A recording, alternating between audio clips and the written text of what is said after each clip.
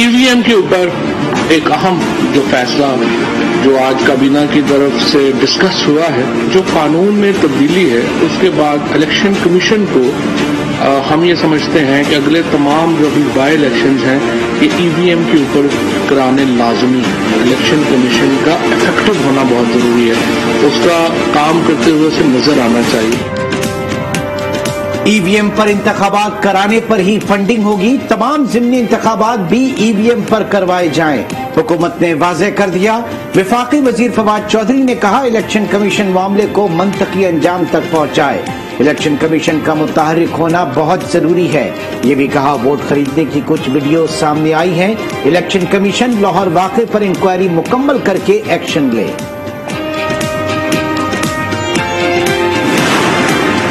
جو رانا شمیم صاحب ہیں وائس پریزیڈنٹ PMLN، وہ کہہ رہے ہیں کہ میرا ایفیڈیوٹ جو ہے وہ تو لاک ہے، وہ لاک ایفیڈیوٹ جو ہے وہ اخبار تک کیسے پہنچا؟ لگ یوں رہا ہے کہ ایفیڈیوٹ جو ہے وہ نواز شریف صاحب کے ذریعے اس اخبار تک پہنچا اور اخبار نے نواز شریف صاحب کے بیان کے اوپر یہ چلا دیا۔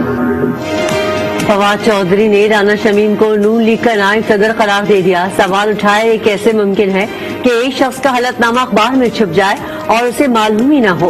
لگتا ہے نواز شریف کے کہنے پر اخبار میں وہ حلف نامہ چھپا۔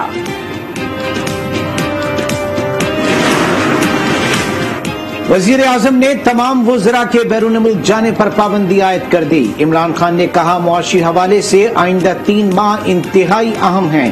وفاقی کابینہ کے اجلاس میں وزیر اعظم نے گلاسگو کانفرنس پر وزراء کے بیانات کو افسوسناک قرار دیا۔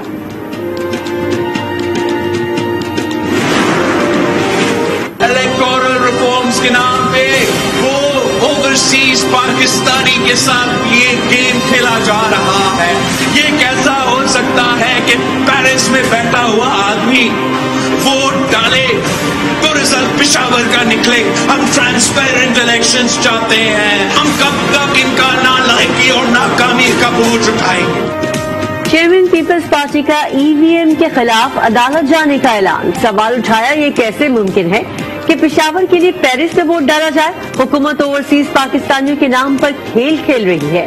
بلاول بھٹو نے کلبھوشن سے متعلق قانون سازی بھی مسترد کر دی، کہا حکومت IMF کی غلام بنی ہوئی ہے، ہم کب تک ان کی ناکامیوں کا بوجھ اٹھائیں گے؟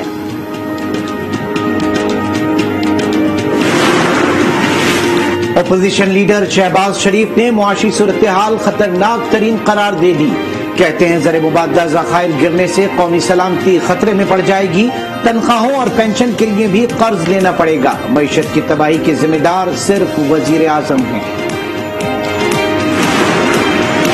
توہین عدالت کیس میں سابق چیف جج رانا شمیم کی اسلام آباد ہائی کورٹ میں پیشی، کہا میں نے ابھی تک اپنا بیان حلفی نہیں دیکھا، میرا بیان حلفی سیل تھا، پتہ نہیں یہ کس طرح لیک ہو گیا، بیان حلفی لندن میں تھا، مندرجات بھی یاد نہیں۔ چیف جسٹس ہائی کورٹ نے ریمارکس دیے کہ رانا شمیم کے بیان نے کیس کو مزید گمبھیر بنا دیا، اگر اصلی بیان حلفی مختلف ہوا تو اخبار پر بڑا سوالیہ نشان لگ سکتا ہے۔ رانا شمیم کو 5 دن میں اصلی بیان حلفی جمع کرانے کی ہدایت۔ کنٹونمنٹ بورڈز میں تعمیرات کے خلاف از خود نوٹس پر سماعت، سیکرٹری دفاع کی رپورٹ غیر تسلی بخش قرار۔ چیف جسٹس نے ریمارکس دیے کہ دفاعی زمین پر سینما اور شاپنگ مالز بن رہے ہیں، لکھ کر دیا کہ بلڈنگز گرا دی ہیں لیکن عمارتیں اپنی جگہ موجود ہیں۔ عدالت نے واضح کیا اسٹریٹجک لینڈ صرف دفاعی مقاصد کے لیے استعمال ہوگی، اگر ضرورت نہیں تو زمین حکومت کو دے دیں۔ عدالت نے 1 ماہ میں تفصیلی رپورٹ طلب کر لی۔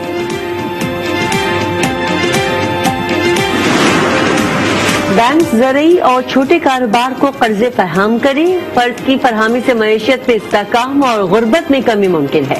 مشیر خزانہ شوکت ترین کا Islamic banking and finance conference سے ویڈیو لنک خطاب۔ ڈپٹی گورنر اسٹیٹ بینک سیما کامل کہتی ہیں ایسا نظام لا رہے ہیں جس میں صرف موبائل فون نمبر سے ٹرانزیکشنز ہو جائیں گی۔ 4 ماہ میں ملکی کرنٹ اکاؤنٹ خسارہ $5 ارب سے بڑھ گیا، تجارتی خسارہ $13 ارب 80 کروڑ رہا۔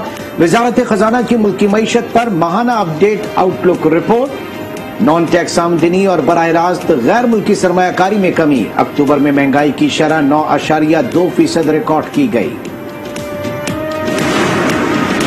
حلقہ 75 ڈسکا میں دھاندلی کا معاملہ، الیکشن کمیشن نے ملوث افسران کے خلاف فوجداری کارروائی کا فیصلہ کر لیا۔ متعلقہ شعبوں سے فوجداری شکایات کا ڈرافٹ طلب، تمام افراد کے خلاف محکمانہ کارروائی بھی کی جائے گی۔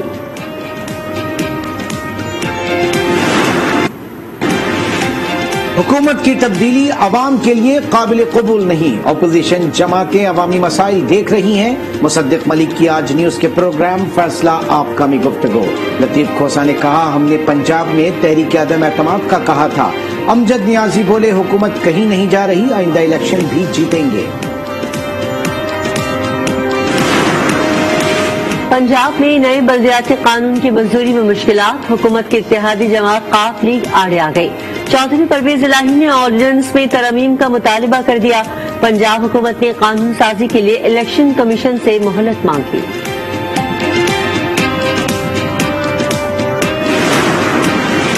خیبر پختونخوا میں بلدیاتی انتخابات جماعتی بنیاد پر ہوں گے، سپریم کورٹ نے الیکشن شیڈول میں تبدیلی کے لیے صوبائی حکومت کی درخواست مسترد کر دی، عدالت نے ریمارکس دیے کہ سیاسی جماعتوں کو سیاسی عمل سے نہیں نکالا جا سکتا۔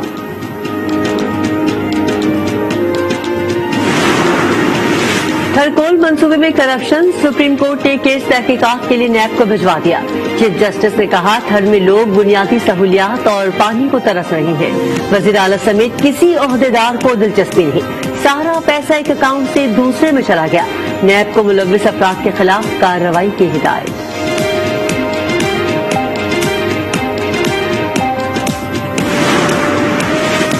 ایف بی آر کے خلاف ملک بھر سے آئے تاجروں کا اسلام آباد میں احتجاج، وزیر اعظم آفس جانے کی خواہش پوری نہ ہو سکی، انتظامیہ نے کنٹینرز لگا کر سرینا چوک کو بند کر دیا، تاجروں نے تھک ہار کر احتجاج ختم کر دیا۔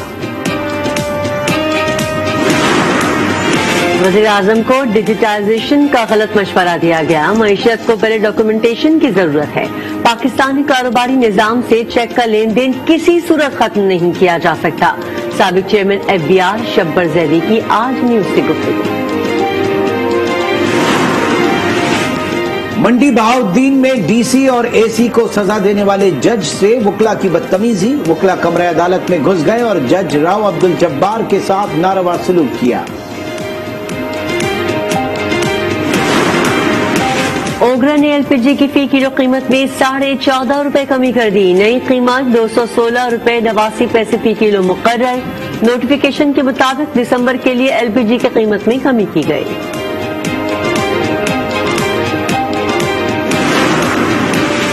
آرمی چیف سے بحرین نیشنل گارڈ کے چیف آف اسٹاف کی ملاقات، افغانستان کی سیکورٹی صورتحال سمیت دو طرفہ تعاون پر تبادلہ خیال کیا گیا۔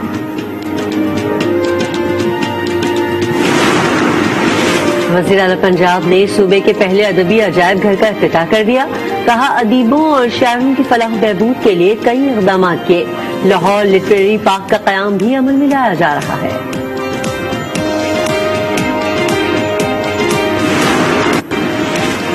مہنگائی الاؤنس اپ گریڈیشن اور ٹائم اسکیل پروموشن کا مطالبہ، وفاقی سرکاری ملازمین مطالبات کی منظوری کے لیے پھر سڑکوں پر آ گئے، وزارتوں کا کام ٹھپ ہو گیا، حکومت نے مطالبات پورے کرنے کی یقین دہانی کرا دی، ملازمین نے احتجاج ختم کر دیا۔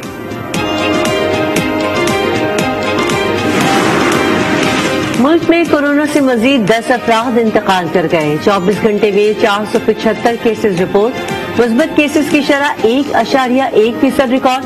کورونا کا نیا ویریئنٹ اومیکرون ویکسین شدہ افراد کو زیادہ متاثر نہیں کرتا، تاہم اس حوالے سے حکومتی انتظامات مکمل ہیں، وزیر صحت پنجاب ڈاکٹر یاسمین راشد کی گفتگو۔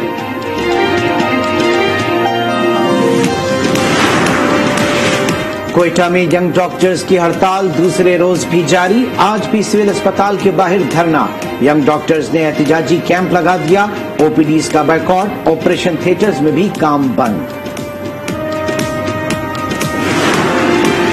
کراچی کے علاقے تنہٹی پر جھگیوں کو آگ لگانے والا ایک ملزم گرفتار، پولیس کے مطابق آگ لگانے کا مقصد امداد حاصل کرنا تھا، ملزم کے 3 ساتھیوں کی تلاش جاری ہے۔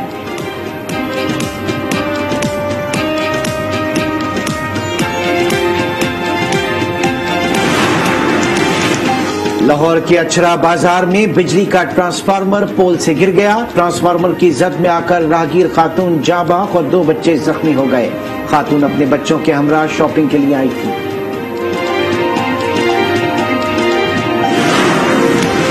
فیصل آباد کی زرعی یونیورسٹی کے ہاسٹل سے طلبہ کی لاش ملی، پولیس کے مطابق طالبہ نے مبینہ طور پر زہریلی گولیاں کھا کر خودکشی کی، پوسٹ مارٹم رپورٹ کے بعد صورتحال واضح ہوگی۔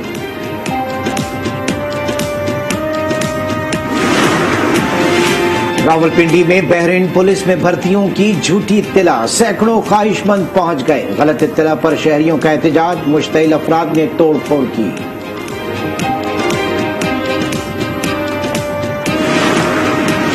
پنجاب میں فضائی آلودگی برقرار، اسموگ کا راج، دنیا کے آلودہ ترین شہروں میں لاہور کا آج بھی پہلا نمبر۔ شیخوپورہ میں دھند کے باعث متعدد گاڑیاں آپس میں ٹکرا گئی، 16 افراد زخمی ہو گئے۔